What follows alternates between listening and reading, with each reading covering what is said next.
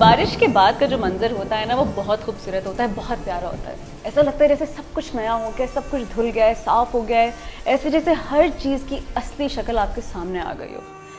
शायद इस बारिश के बाद भी कराची के साथ कुछ ऐसा ही हुआ है। वो गलाजत जो हम अरसे दराज से अपने मुहाकों में छुपा के ढांप के रखे थे, वो गटर के गंदे पानी की तरह उबल उबल के सबके सामने आ गई है। अब कोई पर्दा नहीं, कोई तकल्लुफ नहीं। जो शिट आपको लगता था कि आपने फ्लश कर दी है, वो ज़मीन से वापस निकल के सबके सामने पड़ी है। आपके गंदे करतूतों की बदबू सबको आ रही है। कराची की बर्बादी की जो वजह है ना, वो बहुत ही ख़ानदानी है, मासूमाना। It's almost cute. जब बिन बुलाए मेहमान आपके घर में आ जाते हैं और वापस जाने का नाम नहीं लेते, तो आप क्या करते हैं? जब खाला आपकी वज़न पे कमेंट करती हैं, तो आप क्या करते हैं? जब घर वाले आपकी मर्जी के बगैर आपका करियर और आपका साथी चुनते हैं, तो आप क्या करते हैं? आप चुप रहते हैं।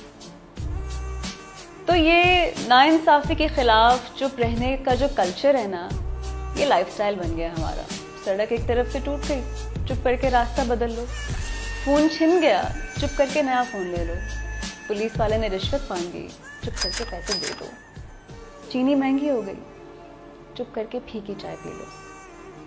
अब कराची वालों का जो ये चुप रहने का एटीट्यूड है ना, ये देख के किसी अक्लमंद को एक बहुत शानदार आइडिया आया। उसने सोचा कि एक ऐसा इलाका बनाते हैं जिसमें ये जितने भी अमीर लोग हैं ना, इनको इकट्ठा करते हैं और इनसे इनका सब कुछ छीन लेते हैं। ये ज़्यादा से ज़्यादा क्या करेंगे? चुप रह लेंगे। तो अब ये जो हाउसिंग सोसाइटी का जो आइडिया था, ये बहुत सक्सेसफुल रहा। लोगों से बिजली छीन ली तो उन्होंने जनरेटर लगवा लिए, पानी बंद कर दिया तो उन्होंने टैंकर डलवा लिए, पानी बंद कर दिया लेकिन पानी का बिल भेज दिया, लोगों ने बिल अदा कर दिया। चोरी और डकैती बढ़ गई तो लोगों ने प्राइवेट गार्ड्स हायर कर लिए। तो जुल्म के खिलाफ कोई कुछ ना बोला और सब हंसी खुशी चुपचाप जिंदगी बसर करते रहे। जय कराची। मुझे नहीं पता कि तुमने चुप रहना कब सीखा।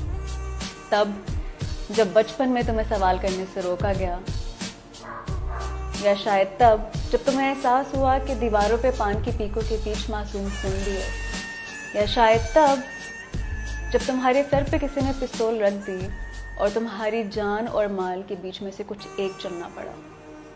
मैं नहीं जानती कि आपने कब चुप रहने का फैसला किया, लेकिन इतना ज़रूर जानती हूँ कि अब वो लम्हा है, वो मौका है जब आपको बोलने का फैसला करना है। मैं नहीं जानती कि आपके बोलने से कितना फ़र्क पड़ता है, लेकिन इतना तो अब आप भी जानते हैं कि एक कतरे में कितनी ताकत होती है।